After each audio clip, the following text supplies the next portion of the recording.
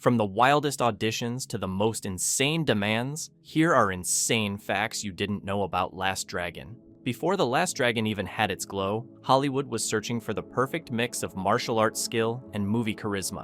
In 1984, the casting process for Leroy Bruce Green and Sho'nuff, the Shogun of Harlem, turned into a talent goldmine. Big names walked through that door, actors who'd go on to define an entire generation.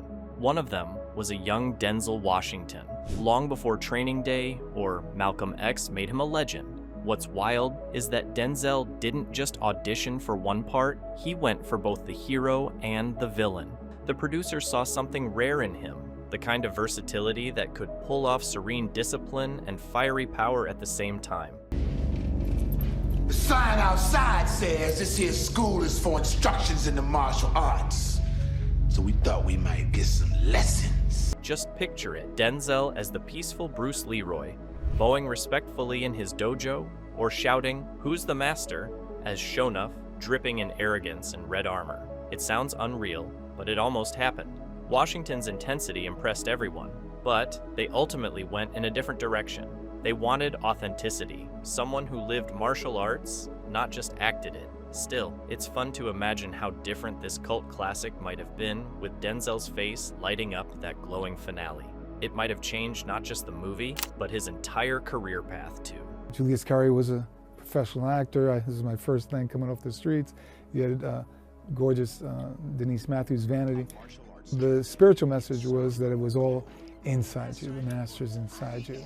Taimak Guariello's story is one of those classic Hollywood miracles, a total unknown walking into an audition and walking out as the star of a $10 million film. When casting for The Last Dragon was nearly over, the team still couldn't find their Bruce Leroy.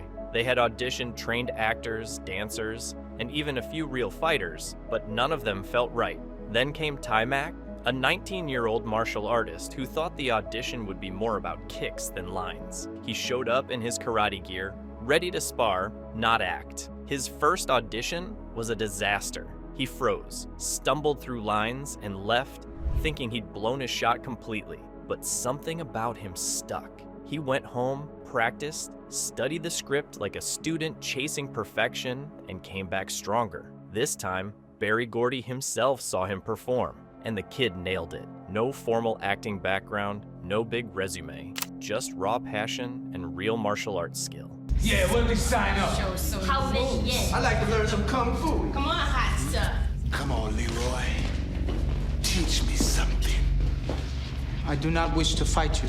Julius Carry's Sho'nuff, the Shogun of Harlem, is one of the most unforgettable villains in movie history. With his booming voice, flashy red armor, and those unforgettable shades, he looked like he could take on Bruce Lee himself. But here's the kicker. Julius Carry didn't know a single thing about martial arts before filming. He was a trained actor from the Chicago stage, not a fighter. When he landed the role, the production team had to scramble to teach him the basics so he could move like a warrior. Under the guidance of martial arts legend Ron Van Cleef, Carry spent hours rehearsing punches, stances, and weapon work until he looked convincing on screen.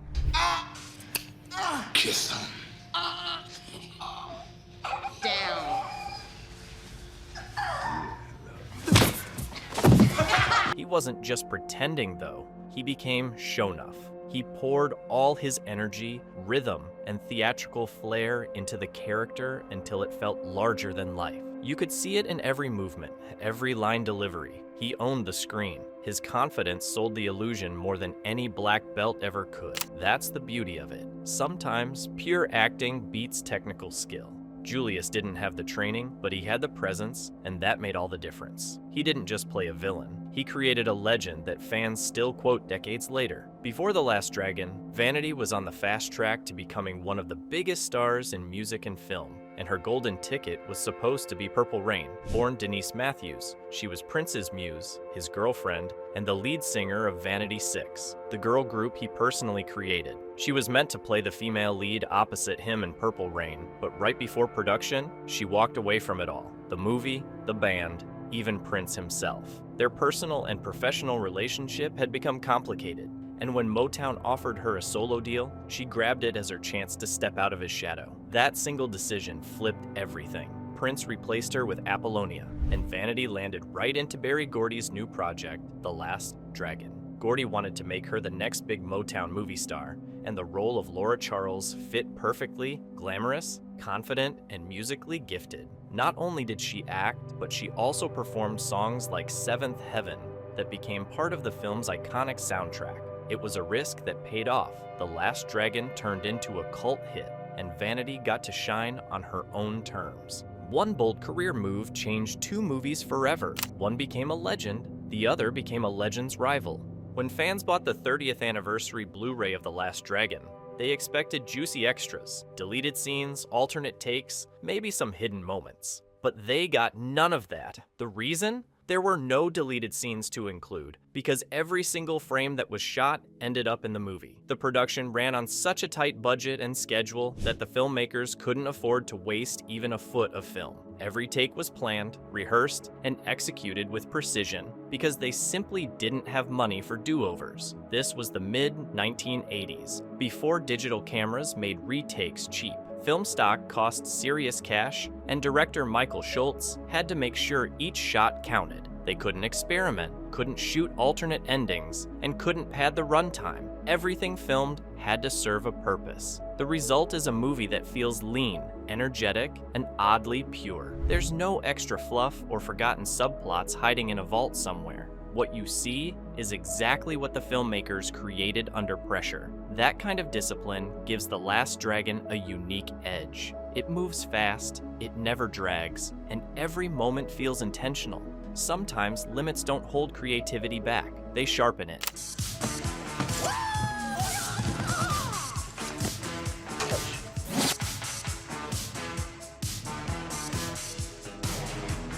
One of the coolest scenes in The Last Dragon happens right at the beginning when Leroy Green slices an arrow in half with his bare hands. It's quick, it's flashy, and it instantly tells you this guy's mastered his craft. But behind the scenes, that 1-second stunt took 2 full hours to perfect. There were no digital tricks or camera cheats, just real arrows, real timing, and a lot of patience. Taimak had to hit the exact spot at the exact moment the arrow crossed his body, and the crew had to coordinate their movements down to fractions of a second. Each attempt was nerve-wracking. One wrong move, and that arrow could have gone somewhere it shouldn't. After countless takes and adjustments, they finally captured the flawless chop that made it into the final cut. It wasn't just about showing skill, it was about setting the tone for the movie. That scene told audiences, you're not just watching a martial arts flick, you're watching real dedication. For Taimak, who was still learning to act while filming, pulling off that stunt built instant credibility. It blended authenticity with spectacle. Exactly what The Last Dragon became known for. In that moment, the glow wasn't special effects. It was pure, hard-earned effort shining through.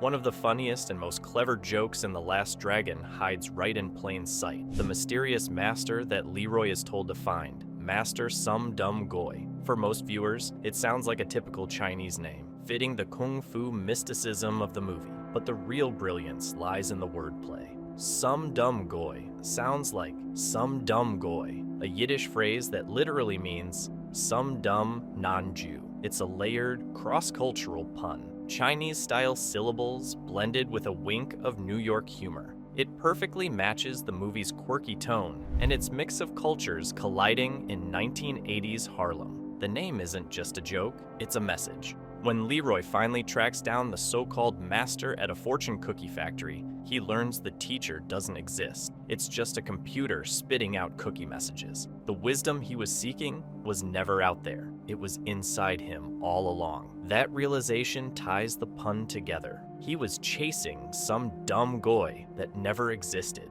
when he already had the glow within himself. It's a rare kind of humor that blends philosophy with punchlines, showing how the film plays with race, identity, and language all at once. Only The Last Dragon could turn a silly-sounding name into something that deep. Before Fargo, Boogie Nights, or Shameless, William H. Macy was just another actor trying to make rent in New York, and one of his earliest film appearances was in The Last Dragon, buried among all the music, martial arts, and mayhem. Macy shows up as JJ, a fast-talking TV producer who appears in just a few quick scenes alongside Vanity's character, Laura Charles. If you blink, you'll miss him. At the time, he wasn't William H. Macy, the Oscar-nominated actor. He was credited as W.H. Macy, a young stage-trained performer hustling for screen time. It's wild looking back at that tiny role now, knowing how huge his career became. Every big star starts somewhere, and for Macy, it was right there in a neon-lit Motown kung fu flick. His character doesn't get a big moment or emotional arc, just a couple of business-like lines trying to please mobsters who want their awful music video on air. But it's a perfect example of how cult movies often serve as secret time capsules for future legends. The Last Dragon wasn't just launching Timac and Vanity, it quietly captured a pre-fame Macy learning the ropes. That's the kind of hidden gem detail that makes rewatching it so much fun. For a film built around a hero obsessed with Bruce Lee, The Last Dragon couldn't exist without the real thing, actual footage of Lee's movies. Leroy's identity, his training, even his nickname, Bruce Leroy, all came from idolizing the martial arts legend. The problem? When production started, they hadn't secured the rights to use Bruce Lee clips.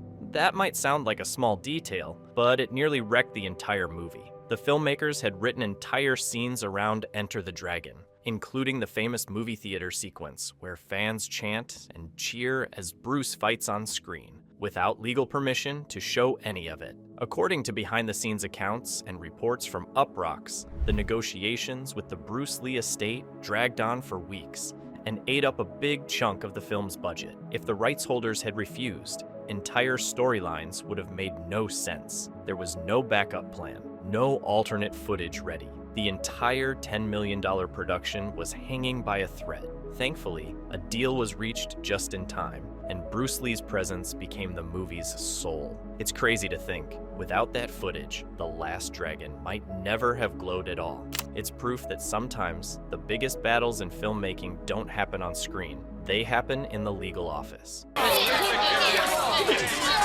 Who's badder than the Shogun? Bruce Leroy, that too. Bruce Leroy. One of the most memorable moments in The Last Dragon takes place inside the movie theater where Sho'nuff storms in with his gang and starts causing chaos. It's loud, it's wild, and then he grabs a terrified kid by his jacket and lifts him clean off the ground to make a point. That scene always makes people laugh or gasp. But what most fans don't know is that the kid Sho'nuff lifts isn't just a random extra. He's actually Brandon Schultz, the real-life son of the film's director, Michael Schultz. It's a small detail, but it adds a fun little Easter egg to an already unforgettable moment. Casting his son wasn't just a proud dad move. It created a small behind-the-scenes story that still makes fans smile. Imagine being that kid, yanked into the air by Julius Carry, a 6-foot-tall powerhouse in red armor shouting like he owns Harlem.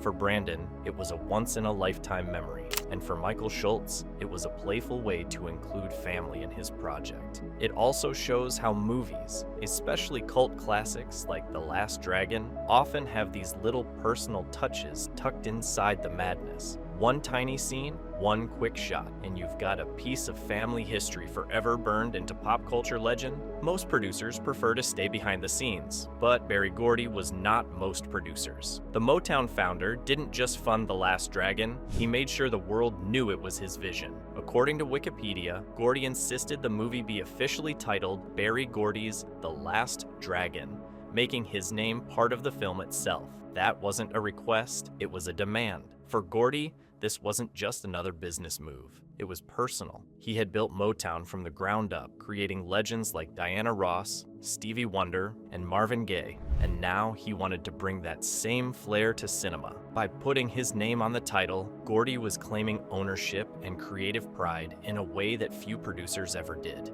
It was a bold move, one that showed how much faith he had in the project's unique mix of martial arts, music, and urban style. While most films would simply list the producer in the credits, Gordy wanted audiences to feel his stamp of approval from the moment they saw the poster. It was unconventional, maybe even egotistical to some, but it worked. Decades later, people still remember Berry Gordy's The Last Dragon, a reminder that sometimes branding yourself is part of the legacy. Julius Carry didn't just play Sho'nuff, he became him. Off camera, Carry stayed fully in character as the Shogun of Harlem, using method acting to keep tension high between himself and Taimak. He wanted their rivalry to feel real, so he carried Sho'nuff's swagger and menace everywhere he went on set. Instead of friendly small talk, he gave Taimak cold stares and booming threats, the same way his character would. For Taimak, a young first-time actor, that was both intimidating and motivating. It kept him on edge, and that tension bled perfectly into their fight scenes. Carry's commitment went so deep that it even invaded his sleep. He later admitted to having vivid dreams where he was still fighting with the film's martial arts trainers, waking up drenched in sweat like he'd been in a real battle. That's the kind of dedication only a true performer brings. He wasn't just memorizing lines, he was living the character 24/7. The result is what we see on screen, a villain so larger than life, so unshakably confident that you almost forget it's an act. The chemistry between Carry and Taimak worked because it wasn't faked.